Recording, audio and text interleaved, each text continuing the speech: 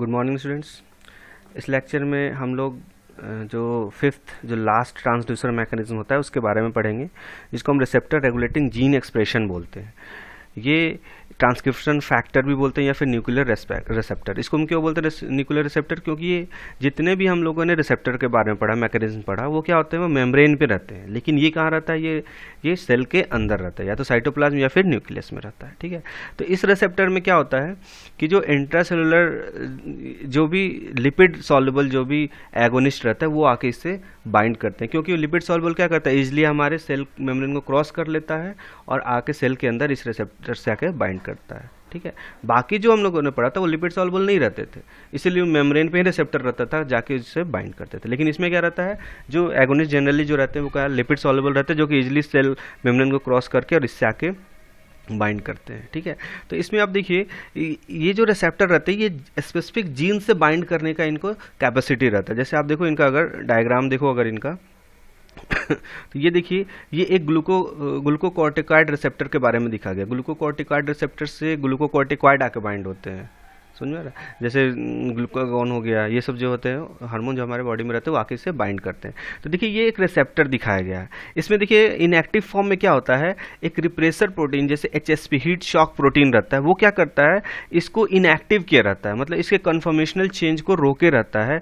ऐसा कन्फर्मेशन जो कि जाके डीएनए से बाइंड कर सकता है उसको रोके रहता है ये इनएक्टिव फॉर्म में। ठीक है, तो देखिए ये यहाँ पर जो एगोनिस्ट आया वो सेल के अंदर आया, ये साइटोप्लाज्म है, और आके इससे बाइंड करता है। तो क्या होता है कि HSP90 यहाँ से रिलीज हो जाता है और इसमें कुछ कन्फर्मेशनल चेंज होता है। ठीक है, अब देखिए ग्लूकोकॉर्टिकॉइड रिसेप्टर में एक होता है डीएनए बाइंडिंग डोमेन, जिसमें 2 जिंक फाइबर्स होते हैं, यही जाके डीएनए से बाइंड होता है। देखिए आप यहाँ पर ये डीएनए से आके बाइंड हुआ।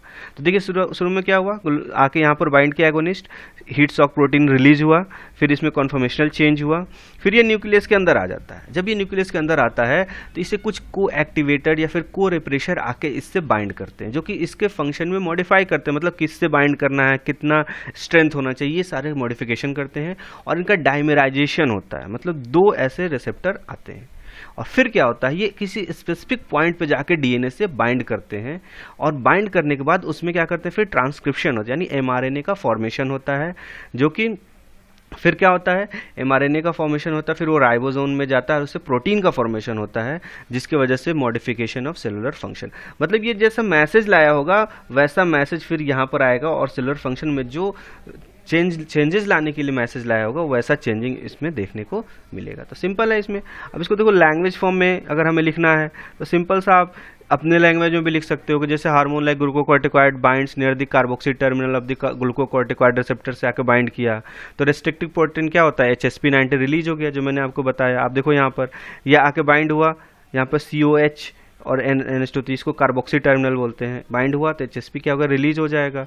फिर देखिए क्या होता है, फिर रिसेप्टर डायमराइज होगा, DNA binding regulatory segment folds into the required configuration में चेंज हो जाएगा, और फिर liganded receptor dimer moves to the nucleus and binds other coactivator. ये देखिए ये पहले भी डायमराइजेशन होता है इसका, ठीक, यहाँ डायमराइजेशन होता है फिर ये न्यूक्लियस में आता है, डायमराइजेशन हुआ फिर ये न्यूक्लियस के अंदर आता है। ठीक है, फिर कोई एक्टिवेटर या को रिप्रेसर जाके उससे बाइंड करता है, फिर डीएनए सीक्वेंस से बाइंड करके एमआरएनए का फॉर्मेशन होता है, जो कि जैसा है सिंथेसिस का या फिर रिप्रेस का जैसा मैसेज लाएगा वैसा उसका एमआरएनए फॉर्म होगा। फिर एमआरएनए कहाँ, राइबोसोम में जाता है और प्रोटीन का फॉर्मेशन होता है, जिसकी वजह से उससे फंक्शन होता है। इसके रिसेप्टर्स के बारे में देखो आप कौन कौन से एगोनिस्ट, जैसे एस्ट्राइडल हार्मोन्स हो गए, androgens, thyroxine, vitamin D, vitamin A, जितने भी रहते हैं ये सारे के सारे लिपिड सॉल्युबल रहते हैं और इजिली क्रॉस करके और इस रिसेप्टर से आके बाइंड करते हैं। कौन से रिसेप्टर से, तो इसको हम इसलिए न्यूक्लियर रिसेप्टर बोलते हैं। ठीक है, और देखिए ये जो रहता है ये स्लोएस्ट रहता है, इनका जो फंक्शन रहता है ये सबसे स्लोएस्ट रहता है, मतलब बहुत टाइम ले लेता है, आवर्स भी ले सकता है, डे भी ले सकता है जिसको। This is all about the transducer mechanism nuclear receptor regulating gene function. Thank you.